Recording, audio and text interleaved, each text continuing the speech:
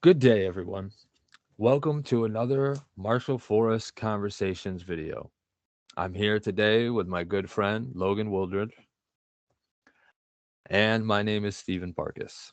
Most of my life, until just recently, actually, in kind of talking with Logan and starting to learn a little bit more about some of these things, I realized the importance of sleep. I realized most of my life I have either underslept or not gotten proper sleep, had too much distraction or noise or light. Um, and so, Logan, I was wondering if you could tell us a little bit about kind of your experience with realizing the importance of sleep. Absolutely. So also for more of my life, I haven't followed these principles than I have for several reasons. One being it was a process for me. The information was not as easily available then as it is now. So I had to learn it in small increments. And when you're doing that, sometimes the impact not being as much with just one factor or another being done instead of all of them, it makes it seem like sometimes like it's not worth sticking with. So then you bounce on and off. So I had a long process of making these stable habits on my part. And now that they are, it really has improved my ability to stabilize my sleep schedule as well as have a more stable mental and emotional states throughout the day, making it easier to just handle everything, really. And that has only really been in the last maybe 5 years for me, even. So I handled a lot of other things first, and I would recommend to anybody listening that sleep be one of the first things you address, not later on, because it does make so many other things so much easier, not even considering health. um, Mm. Yeah.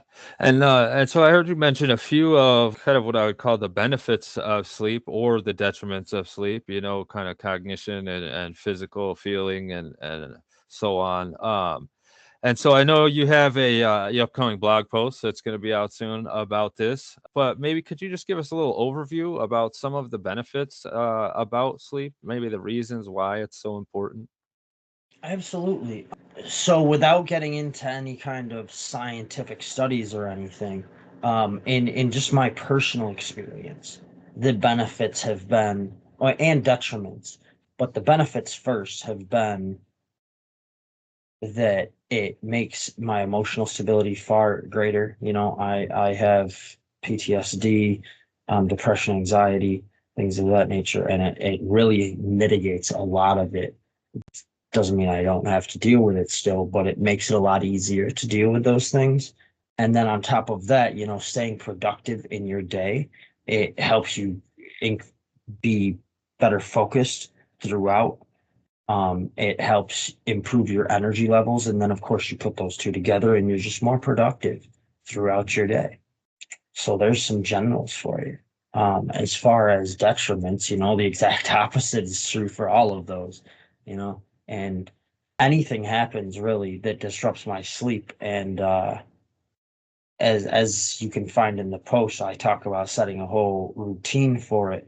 But if my personal routine is disrupted, I can always slip back into it easily because it's so well set. However, that doesn't mean that the following day after a rough night's sleep isn't a rougher day just because that one night wasn't as good a quality sleep. Absolutely. And I can also say, as someone who struggles with PTSD and depression, anxiety, substance use disorder, my relationship with sleep is still kind of rocky. Found that leaning hard into the routines and the rituals have really kind of helped me start to get a handle on that. Also, working with you and some of your advice and your tools that you've given to help as well. But also, especially kind of referring to our video the other day on intentional action, I've really kind of taken on a new insight on my sleep routines, and how unintentional I was about both going to sleep and waking up and getting my body ready for the day. Um, and so I just wanted to kind of bounce that off here and get your thoughts on that as well.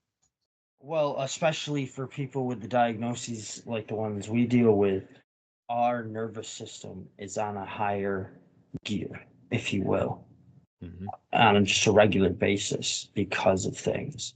And so, for everyone, but especially when you're dealing with any kind of mental or any kind of disorder that causes that diagnosis, that causes a higher level nervous system activity, it's important to, you know, have intentional actions to bring you down and into a restful state.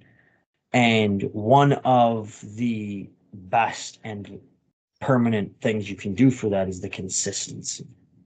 And that's just the consistency of your wake sleep cycle, beginning with your wake up time. Because that alone, once you've made that a regular time, your body starts to adjust to that, and it starts to tell itself like, oh, we know this is the time to start winding down. On top of that, you can put all kinds of practices, both leading into the sleep and out of it, whether things I refer to as the morning routine and wake and wind down routine.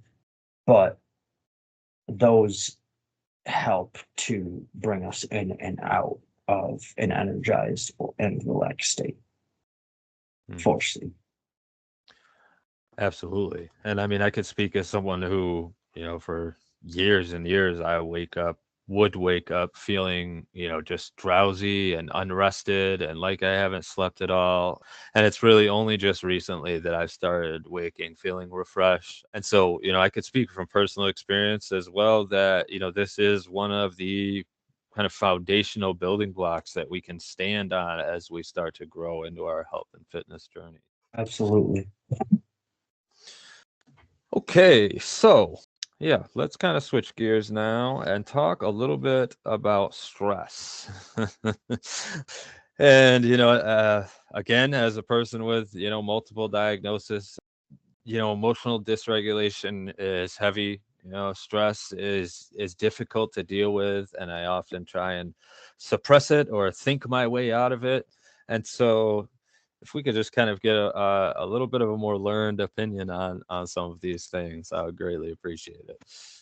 Sure. So for stress management, there are several things you can do, and every one of these that we will mention here can be further broken down into more specific techniques. So these are very broad subjects, but breath work, any kind of breath work that helps, again, down regulate your nervous system, because that stress tends to upregulate the nervous system. Meditations, right? Whether that be to unload stressful things that have happened and stressful thoughts, or it be to help bring you into the present moment to realize some of those things maybe aren't happening for real right now. Meditation can be used in so many different ways to help address this. So that's just a couple. Don't take that as a complete list. On top of that, there's, just general exercise can help to release some stress, even if it's whether it's lifting or running or even just going for a walk, especially if you can walk in the woods and in nature, you know. And believe it or not, spending time with loved ones, loved ones that you enjoy spending time with, just so we're clear, like can be family, friends, any social relationships that you genuinely enjoy.